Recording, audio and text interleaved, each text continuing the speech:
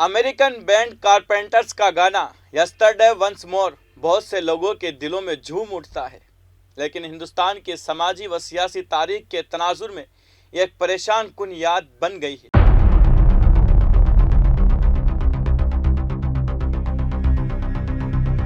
आदाब नाजरीन, मैं हूं आपका मेज़बान अब्दुल वाजिद और आप मुलाहिजा फरमा रहे हैं तस्नीम टीवी। गुज़िश्ता कई दिनों से वाराणसी की ज्ञान वापी मस्जिद से मुतल्लिक वाक़ियात दिसंबर 1949 से जनवरी 1950 के दरमियान अयोध्या में होने वाले वाक़यात की याद ताज़ा कर रहे हैं।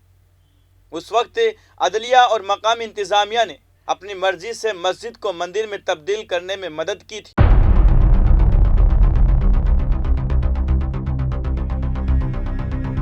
इस वक्त भी अदलिया न सिर्फ मकामी सिविल जज रवि कुमार देवारकर बल्कि सुप्रीम कोर्ट भी ज्ञान वापी मस्जिद के एक हिस्से के दीन प्रोजेक्ट में रजाकाराना तौर पर हिस्सा ले रही है। हालांकि ये मंसूबा छोटा और आर्जी है, बिल्कुल अयोध्या की तरह। ताहम देवारकर ने अपने लिए एक फाल किरदार इंतखाब किया है। इसके बरअक्स chief justice of India NV Ramana और सुप्रीम कोर्ट के 2 जज DY चंद्रचूड़ और PS नरसिम्हा हाथ बांधकर कानून की इस खिलाफ वर्जी को देख रहे हैं। उन्होंने बर वक्त कार्रवाई नहीं की, जिसकी वजह से इस कानून की खुली खिलाफ वर्जी हुई, जो कि एक सर्कुलर मुल्क के तौर पर हिंदुस्तान के वजूद के लिए बहुत ज़रूरी है।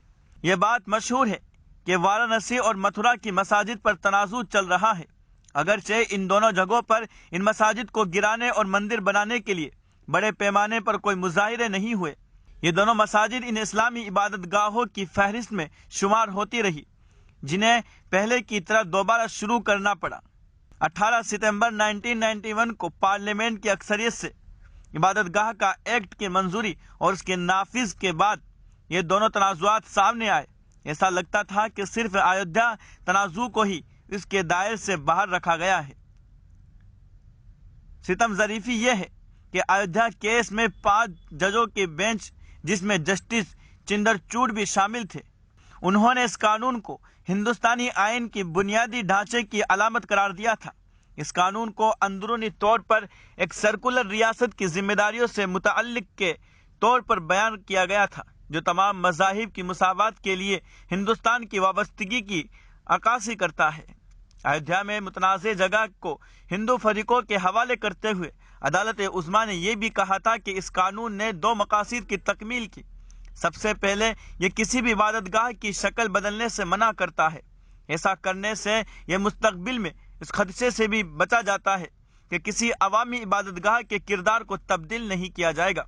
दूसरा, कानून इस बात की जिम्मेदारी को नाफिज करने की कोशिश करता है कि किसी भी अवामी इबादतगाह का मजहबी किरदार उसमें था 15 अगस्त 1947 को वजूद बरकरार रहेगा। इस बात की जिम्मेदारी के जरिए इस बात को यकीनी बनाना था कि बाकी इबादतगाहों को इस तनाज़ुर से दूर रखा जाए, चाहे अयोध्या केस जारी रहे, और ये जिम्मेदारी अदलिया समेत हर किसी की थी। इसके बावजूद वाराणसी के सिविल जज ने इन खवातीन के इरादों को जानते हुए 5 हिंदू खवातीन की नई पेटेंशन पर अनाड़ी सर्वे करने की हिदायत जारी की। इसके बावजूद सुप्रीम कोर्ट ने इस कानून के खिलाफ वर्जी को रोकने के लिए कोई कार्रवाई नहीं की, जिसकी उसने 3 माह कबल तारीफ की थी।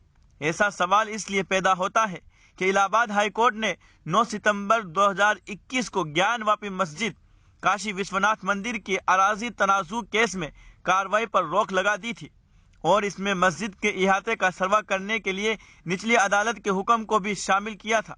यह सर्वे आर्कियोलॉजिकल सर्वे ऑफ इंडिया ने किया था। दर हकीकत 8 अप्रैल 2021 को वाराणसी की इस सिविल अदालत के एक और जज आशुतोष तिवारी ने जामिया आसार कदीमा के जिस्मानी सर्वे का हुक्म दिया।